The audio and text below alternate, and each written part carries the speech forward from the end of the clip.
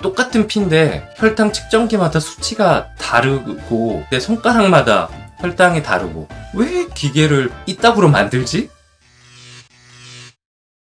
안녕하세요. 23년차 일형당뇨인 당뇨씨입니다. 오늘은 혈당 측정에 대해서 이야기해 볼게요. 집에서 모두 자가 혈당 측정 잘하고 계시나요? 최소 하루 4번 혈당 측정 알고 계시죠? 공복, 매 식사 후 2시간. 하지만 일형당뇨인에게 사실 적합하지 않고요. 그 이유는 하루에도 일형당뇨인의 혈당 변화가 굉장히 심하기 때문이죠. 그래서 일형당뇨인들은 혈당을 자주자주 측정을 해야 되고요. 물론 이형당뇨인들도 혈당을 자주 측정하는 게 좋아요.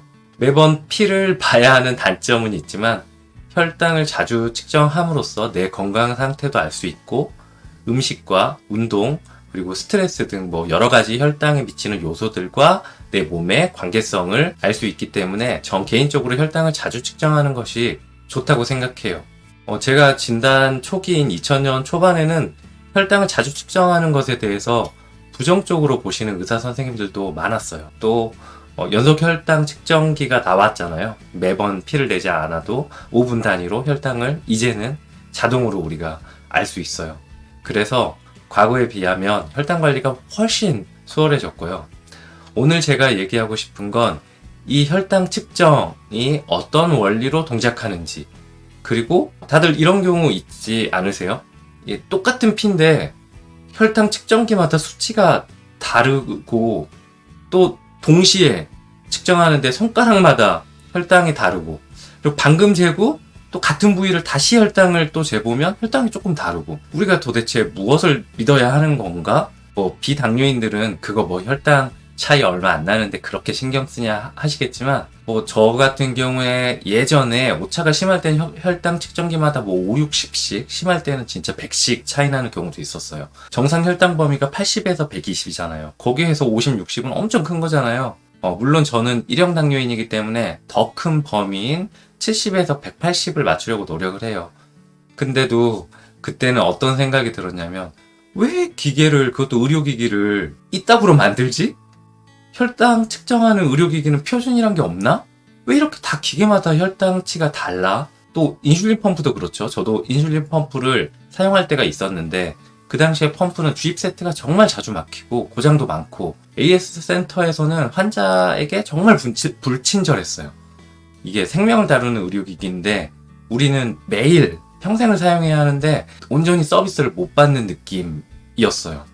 그런데 제가 혈당 측정하는 원리에 대해서 공부를 한 이후에는 물론 화나는 게 없어지진 않았지만 이제 이해를 하게 됐고, 왜 혈당이 다르게 나오는지, 그리고 내가 하는 잘못된 방법의 혈당 측정도 알게 됐고, 혈당 관리에 저는 큰 도움이 됐어요. 네, 서론이 길었는데 본격적으로 얘기해 볼게요. 당뇨 환자의 소변에서 단맛이 나는 원인이 당분이라는 것을 1776년 영국 의사 매튜 dobson이 입증했다고 지난 영상에서 말씀드렸죠.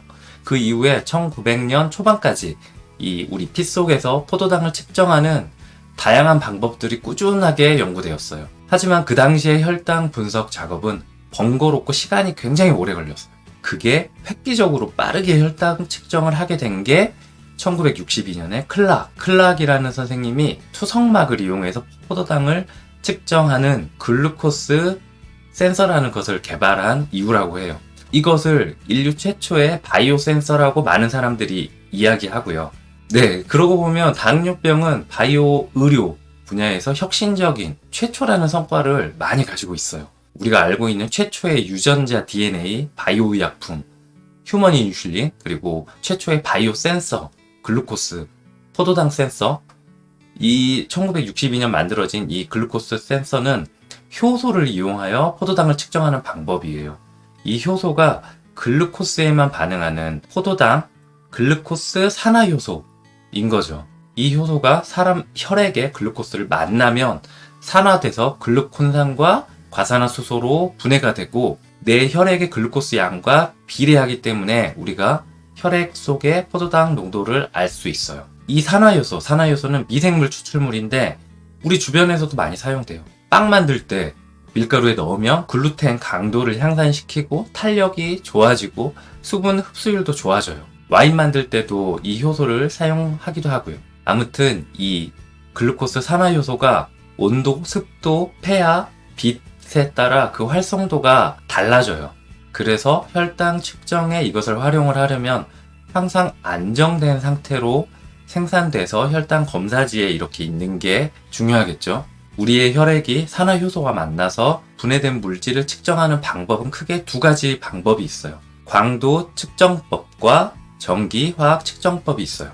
광도 측정법은 포도당이 산화 효소와 반응하는 과정에서 발생한 물질들이 염료하고 반응하여서 이에 따라 색변화를 빛을 이용해서 이렇게 측정하는 방식이고요. 이 경우에는 혈액 시료의 양이 많이 필요하고 시간도 오래 걸려서 정확도나 정밀도에서 많이 떨어져요. 그래서 지금은 전기화학법이 대부분 혈당 측정에 사용되고요. 전기화학법은 포도당이 효소와 반응하는 과정에서 발생하는 전자 수용체가 전극으로 전달되고 일정 전압이 가해진 전극 표면에서 전자를 잃고 전기화학적으로 산화되면서 전류가 방출되게 되는데, 이 전류 방출량이 글루코스 농도와 비례하기 때문에 혈당을 측정할 수 있는 거예요. 그래서 이 방법의 경우에는 정극이 굉장히 중요해요. 이 정극이 어떤 물질로 사용되느냐에 따라 결과도 달라질 수 있거든요. 금, 은, 구리, 니켈, 탄소, 납 등이 정극으로 사용될 수 있는데, 그동안에 많은 혈당 측정 제품들이 개발되었지만 현재는 개발 비용이나 정확도를 고려해서 집에서 측정하는 자가용 혈당 센서 정극 대부분이 탄소 정극을 사용하고 있어요. 국내에도 혈당 측정기 회사가 20개 정도 있는 것으로 알고 있거든요. 센서를 직접 제조하는 곳은 한 10군데 정도 되고요. 이곳 모두 탄소 정극을 사용하는 것으로 알고 있습니다. 이 탄소 정극은 사실 저항값이 높고 불균일하고 높은 인과전압을 필요로 해요. 또 혈액 내의 적혈구 용적률, 아스코르브산 등 이 간섭 물질들과의 영향도 있을 수도 있고요. 아무튼 우리의 혈당이 정확하게 측정되려면 이 정극의 전도성, 전기 저항, 전압 이런 것들 요인들이 일정하게 유지돼야겠죠. 이 정극을 제조하는 방법도 다양해요. 대부분은 탄소 잉크를 사용하는 스크린 프린팅 방법을 사용하는데, 이 방법은 두께가 균일하게 나오지 않을 경우에는 전기 저항이 불규칙해지는 단점도 있다고 합니다. 금으로 된 전극을 사용할 때는 스퍼터링 방법으로 전극을 제조할 수도 있는데, 당연하게도 금을 사용하고 이 스퍼터링 방법은 고가의 비용이 들겠죠. 그리고 아까 잠깐 말씀드린 혈당 측정에 영향을 미칠 수 있는 잠재적 간섭 물질, 이게 굉장히 많아요. 식약처에서 얘기하는 물질은 공식적으로 24개나 돼요. 아세트아미노펜, 이부프로펜, 갈락토스, 아스코르브산 등등. 혈당 측정에 사용되는 원리 복잡하죠. 결론적으로 혈당 측정기마다 혈당이 다른 가장 큰 이유는 혈당 측정기에서 사용하는 산화효소 그리고 정극의 제조 방법이 제조사마다 약간씩 다르기 때문이에요.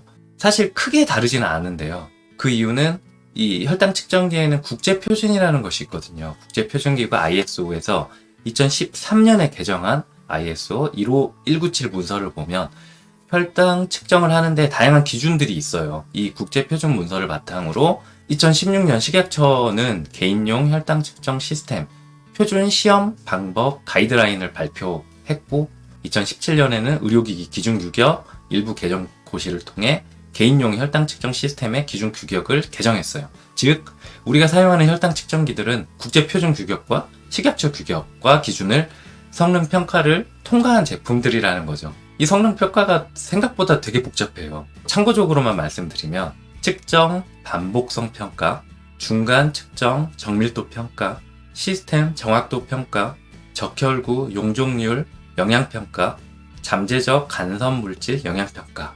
여기서 하나만 살펴보면 정확도 평가의 기준은 혈당 100 이하에서는 95% 이상이 플러스 마이너스 15 범위 안에 있어야 돼요. 그리고 혈당 100 이상에서는 95% 이상이 플러스 마이너스 15 범위 안에 있어야 돼요. 그래서 혹시 병원 혈당 측정기와 내 혈당 측정기가 혈당이 15 미만이라면 차이가, 그건 일반적인 오차인 거예요. 우리는 손가락 끝에 모세혈을 사용하잖아요. 그래서 정확한 혈당을 측정하기 위해서는 저는 개인적으로 한 5가지 정도를 유의해야 한다고 생각해요. 첫째, 내 손을 깨끗이 씻었는지.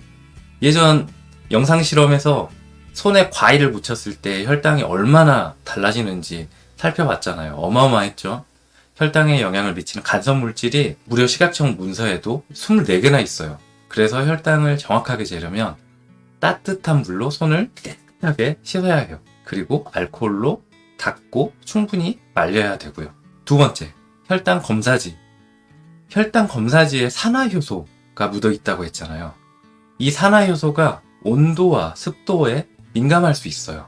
그래서 그 혈당 검사지 뚜껑을 열어놨거나 뜨거운 곳, 차가운 곳, 습도가 높은 곳에 이걸 보관하게 되면 산화효소가 오염될 수 있어요. 당연히 혈당이 정확하지 않을 수 있고요. 그래서 뚜껑을 항상 잘 닫아야 되고요.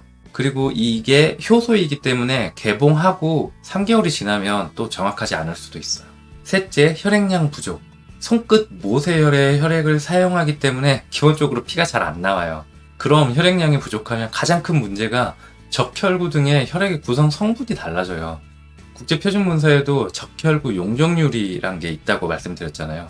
그렇다고 우리가 손가락을 이렇게 짜게 되면 이 혈액 속에 조직액이 섞일 수가 있어요. 그럼 또 혈액의 구성 성분이 달라지겠죠? 그래서 혈액이 잘 나오게 하려면 따뜻한 물로 손을 깨끗이 씻고 손가락을 심장 아래로 하고 마사지를 충분히 한 이후에 아프더라도 좀 과감하게 바늘로 찔러야 합니다.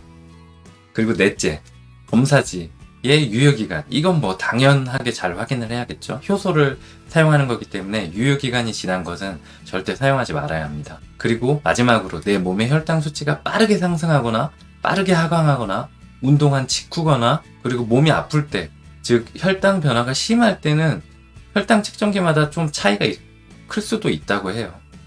자, 궁금증이 많이 해결되셨나요?